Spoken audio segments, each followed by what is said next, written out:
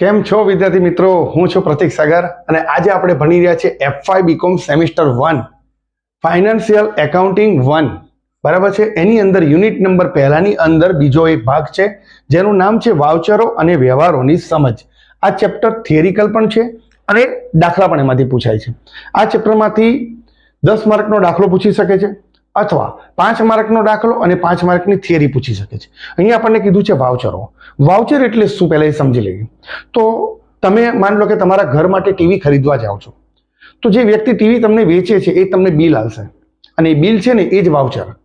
પણ એના માટે એ વેચાણ બિલ હશે અને તમારા માટે તમે ટીવી ખરીદ્યું છે એટલે તમારા માટે એક ખરીદ બિલ હશે. તો હવે આપણે વાઉચર એટલે શું એ જોઈએ. તો અહીંયા આ થિયરી છે, તમને 5 માર્કની અંદર આ થિયરી પૂછી શકે છે. ધ્યાનથી સમજજો. વાઉચર એટલે શું? તો હિસાબી ચોપડી એટલે આપણે જે ધંધાના ચોપડા લખતા હોઈએ તેની અંદર હિસાબી ચોપડી નોંધાયેલા વ્યવહારોને આપણે જે એન્ટ્રી મારીને નોંધતા હોય વ્યવહારને તે સમર્થન આપતા દસ્તાવેજી પુરાવાને એટલે કે આપણે ખરેખર વ્યવહાર કર્યો છે કે નથી કર્યો, એ બિલ છે એની પર જીએસટી નંબર હશે, બધું હશે, એટલે સમર્થન આપતા દસ્તાવેજી પુરાવાને શું કહેવામાં આવે છે? વાઉચર કહેવામાં આવે છે. આટલી નાની વ્યાખ્યા છે, યાદ રહી જાય એવી છે. બરાબર. પરંતુ અહીંયા તમે ધ્યાનથી જુઓ હવે વાઉચરની લાક્ષણિકતાઓ આ પરીક્ષામાં પૂછાય છે. વાઉચરોની લાક્ષણિકતા અહીંયા કીધું છે પહેલો નંબર, દરેક વાઉચરમાં જે વેપારીના ચોપડા આપણે લખતા હોઈએ તેનું નામ અવશ્ય હોય. સીધી વાત છે. જે વ્યક્તિ આપણને બિલ આપે એનું નામ તો ચોપડામાં હોય જ, પરંતુ બિલ ખરીદનાર હોય એટલે કે જે વસ્તુ ખરીદે, ટીવી ખરીદ્યું તો એ ખરીદી કરવા વાળાનું નામ પણ અંદર હોય. એટલે કે આપણે ચોપડા લખતા હોઈએ તો ક્યાં તો વેચનારના લખતા હોઈએ ક્યાં તો ખરીદનારના લખતા હોઈએ, બંનેનું નામ બિલમાં હોય. જુઓ મેં એક વાઉચર બનાવીને તમને બતાવ્યું છે. અહીંયા જુઓ, આ મેં કેસ મેમો બનાવ્યો છે સગર બુક સ્ટોર એટલે કે મારા નામની એક બુક સ્ટોર મેં બનાવ્યું છે. અને અહીંયા તમે જુઓ હું વેચું છું તો સગર બુક સ્ટોર મારું નામ છે અંદર.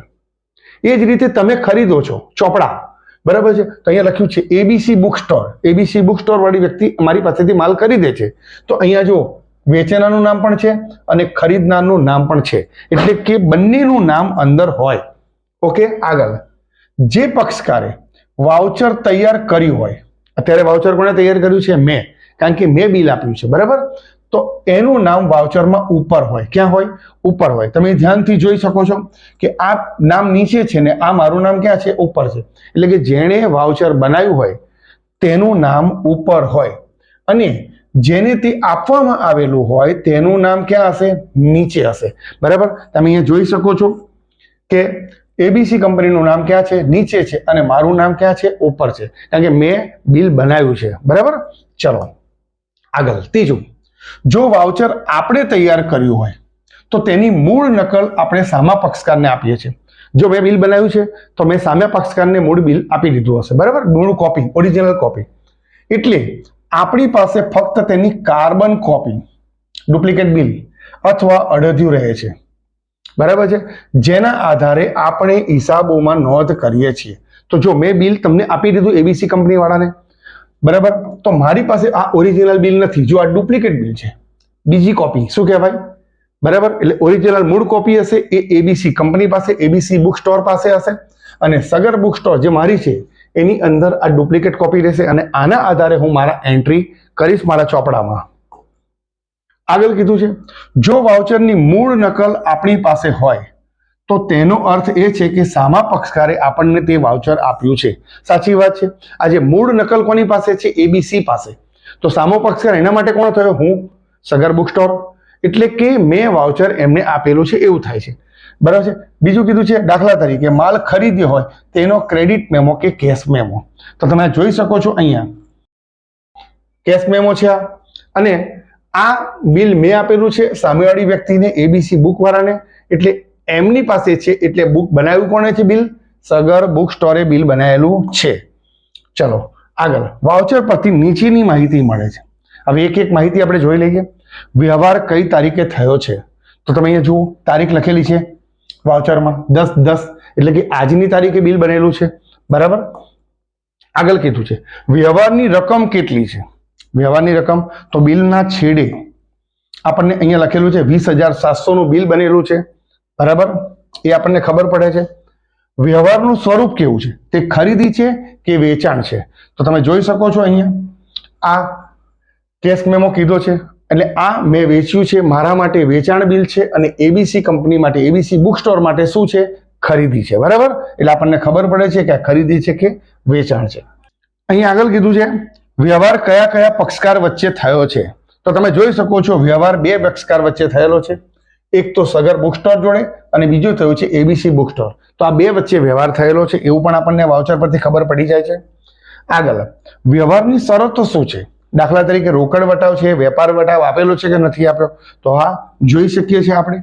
આ વાઉચરની અંદર અહીંયા લખેલું છે 10% વેપારી વટાવ, તો અહીંયા શરત છે 10% વેપારી વટાવે માલ વેચેલો છે. બરાબર, અહીંયા એ પણ ખબર પડી જાય છે. આગળ કીધું છે વ્યવહાર રોકડ વ્યવહાર છે કે ઉધાર વ્યવહાર છે, એ પણ ખબર પડે છે. સાચી વાત છે, જોઈ શકો છો ઉપર હેડિંગમાં લખેલું છે કેશ મેમો, એનો મતલબ કે આ વ્યવહાર રોકડ વ્યવહાર છે, ઉધાર વ્યવહાર છે નહીં. ને તો અહીંયા ક્રેડિટ મેમો લખેલો હોય, શું લખેલો હોય, ઉધાર વ્યવહાર હોય, તો આ કેશ મેમો છે એટલે રોકડ વ્યવહાર છે. બરાબર, ચલો આગળની વાત કરીએ.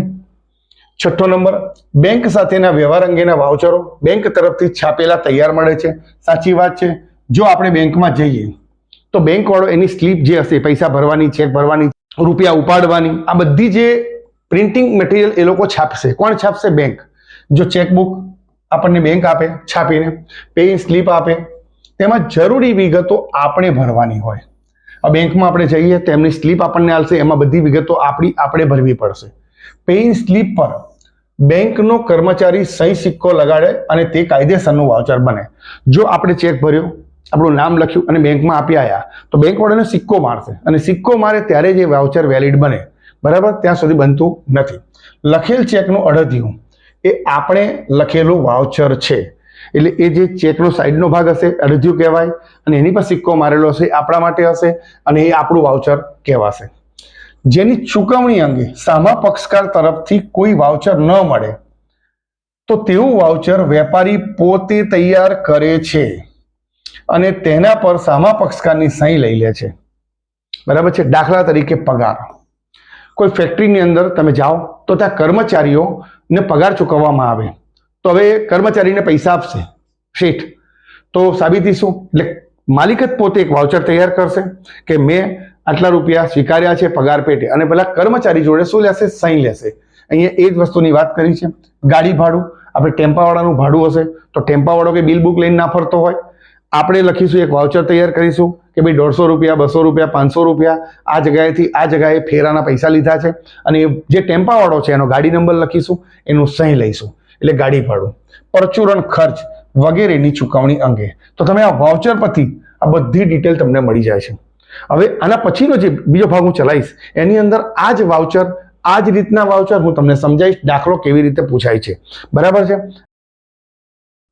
વિદ્યાર્થી મિત્રો, ચેનલ જોડે જોડાયેલા રહેજો અને બીજા મિત્રોને પણ કહેજો કે આ ચેનલ ઉપર એકાઉન્ટ સંપૂર્ણ ભણાવવામાં આવે છે.